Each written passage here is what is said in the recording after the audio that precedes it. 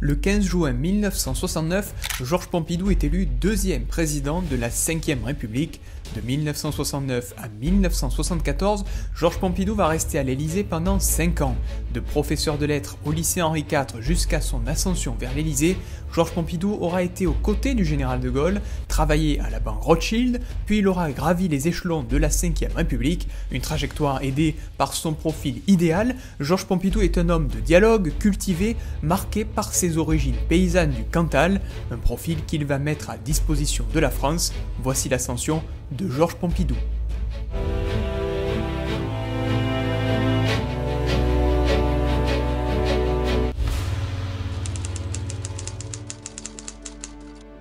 Nous sommes le 5 juillet 1911, dans le petit village de Montboudif, dans le Cantal, à peine plus de 600 habitants, naît Georges Pompidou. Ses parents, Léon et Marie-Louise, sont issus de familles paysannes du Cantal. Son grand-père est paysan, son père est professeur, conseiller municipal socialiste dans la ville d'Albi, dans le Tarn. Sa mère est aussi institutrice. C'est une famille qui incarne la réussite républicaine, la réussite de l'école gratuite et obligatoire pour tous, qui a permis au père de Georges Pompidou de ne pas forcément finir agriculteur comme toute sa famille depuis des générations. Et Georges Pompidou suit cette voie. Pendant sa scolarité, ses professeurs parlent d'un jeune homme dilettante, mais d'un élève brillant. Après avoir eu son bac, il part faire une prépa à Toulouse, puis au lycée Louis-le-Grand à Paris.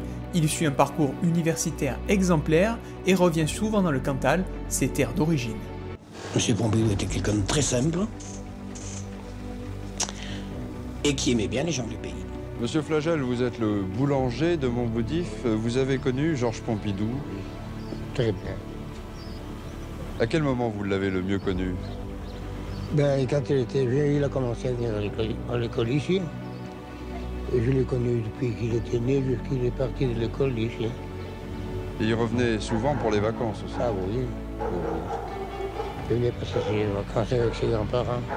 Dans les années 30, Georges Pompidou est un étudiant engagé, à gauche. Il se montre hostile au groupuscule Action Française, un groupe d'extrême droite de l'époque.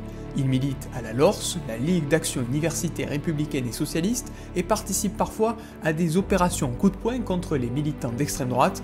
Il s'inscrit même dans une organisation trotskiste secrète appelée le Front Unique. Ses engagements ne lui font pas perdre le fil de ses études. En 1931, il est reçu à la prestigieuse École normale supérieure. En 1934, il est reçu premier à l'agrégation de lettres et il est diplômé de l'École libre de sciences politiques, bref, la classe. Après avoir brillamment réussi ses études, il fait son service militaire dans le 92e régiment d'infanterie de Clermont-Ferrand en tant qu'officier de réserve. En 1935, il retourne à Paris. Georges Pompidou fait la connaissance d'une certaine Claude Cahour dans un cinéma au quartier latin. Elle est étudiante en droit, originaire de Mayenne, d'une famille bourgeoise. Son père est un notaire respecté dans sa région. Le 29 octobre, il se marie à Clermont-Ferrand. La même année, Georges Pompidou devient professeur de français, de latin et de grec au lycée Saint-Charles à Marseille. Il y enseigne pendant 3 ans et en 1938, il est muté pour devenir professeur au lycée Henri IV à Paris. En 1939, le début de la Seconde Guerre mondiale l'éloigne rapidement de l'enseignement. L'armée le mobilise dans le 141e régiment d'infanterie alpine. Vu qu'il parle allemand, il évolue en Alsace et en Allemagne en tant qu'officier de renseignement. La fameuse drôle de guerre ne dure que quelques mois et en juin 1940, la France est battue par Adolf Hitler. Georges Pompidou rentre à Paris, retourne étudier au lycée Henri IV. Le 5 avril 1942, Georges Pompidou et Claude ont un fils, Alain. Alain est en réalité leur fils adoptif, les Pompidou n'ont pas réussi à avoir eu d'enfant. Pendant l'occupation, ils décident de ne pas être résistants, ils s'éloignent de la politique, continuent l'enseignement et se plongent dans l'écriture.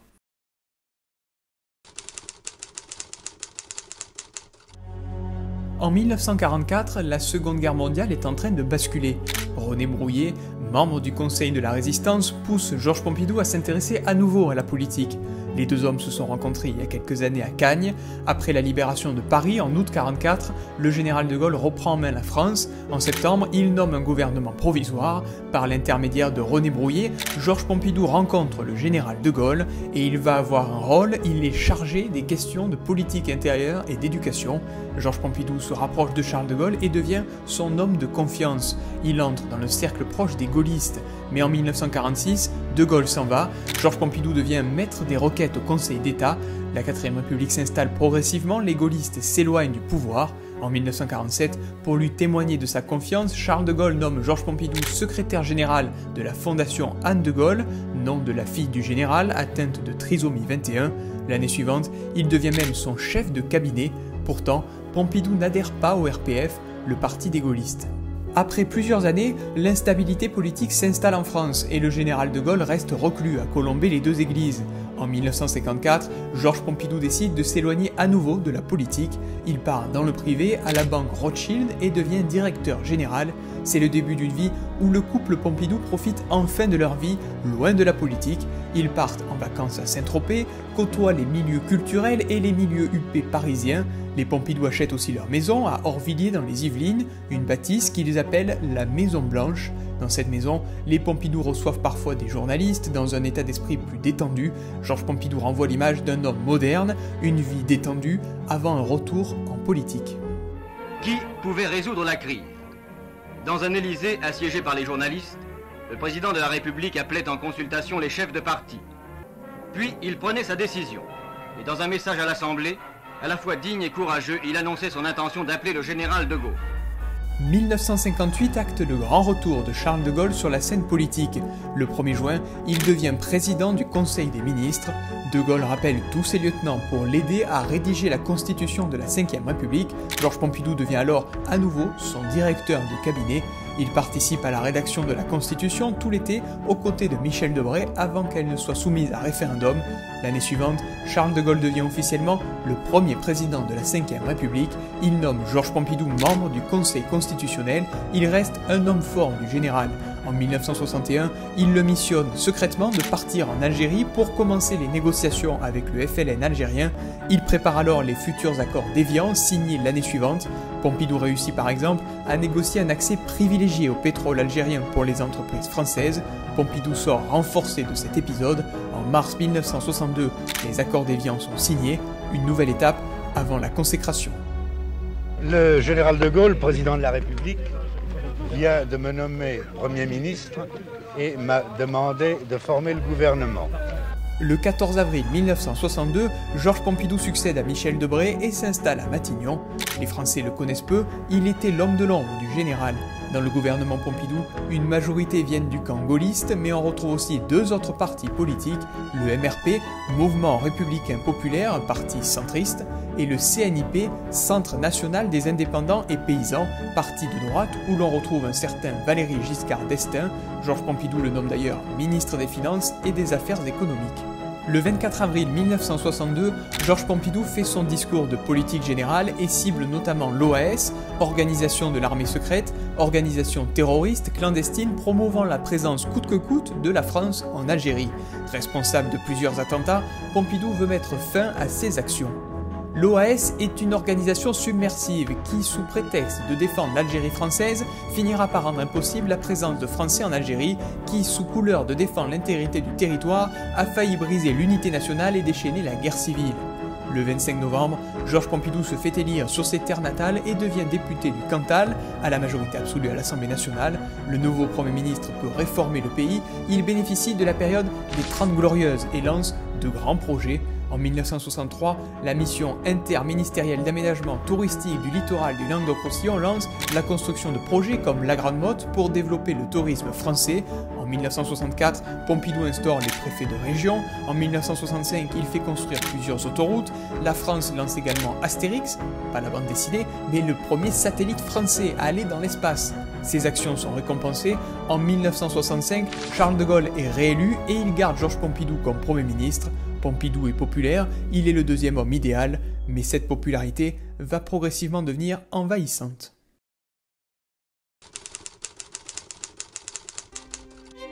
Mars 1967, c'est la fin de la campagne pour les prochaines élections législatives. Pour conserver sa majorité et rester à la tête du gouvernement, Georges Pompidou sillonne la France, surtout dans les campagnes. Il s'affiche dans les ruralités et place plusieurs de ses jeunes proches dans des circonscriptions contre des ténors de l'opposition. Parmi eux, Robert Poujat dans Côte d'Or, Pierre Mazeaud dans la Haute-Vienne, Bernard Pons dans le Lot et plus connu, Jacques Chirac en Corrèze. Cette génération proche du Premier ministre est appelée les Jeunes Loups. Le 5 mars, le visage de la nouvelle Assemblée nationale se dessine, Georges Pompidou est réélu dans le Cantal, il conserve une majorité absolue, mais sa majorité est moins importante que lors de la précédente législature. Le 1er avril, il choisit alors de remettre sa démission au président Charles de Gaulle, qui la refuse. Georges Pompidou poursuit alors son action, il supprime les barrières douanières au sein de la CEE, il crée l'ANPE, l'ancien France Travail, pour les demandeurs d'emploi. L'année suivante, Georges Pompidou fait face à la gronde des étudiants et des travailleurs en mai 68. 7 millions de personnes sont en grève. Il se tient informé chaque matin de la situation en présidant une réunion de crise. Son objectif, éviter à tout prix que le conflit ne dégénère. C'est à lui que l'on doit les accords de Grenelle, un ensemble de concessions du gouvernement pour répondre aux colères sociales et étudiantes. En privé, De Gaulle et Pompidou n'ont pas la même vision de résolution du conflit. De Gaulle pense à envoyer l'armée, il part même à Baden-Baden en Allemagne rencontrer le général Jacques Massu pour évoquer le sujet, le tout sans prévenir son Premier ministre. Georges Pompidou, lui, est dans le dialogue et les discussions. Il demande en privé la dissolution de l'Assemblée nationale, mais en public, il ne laisse rien paraître. Si je puis vous résumer l'opinion du président de la République, c'est la réforme oui, la chienlit non.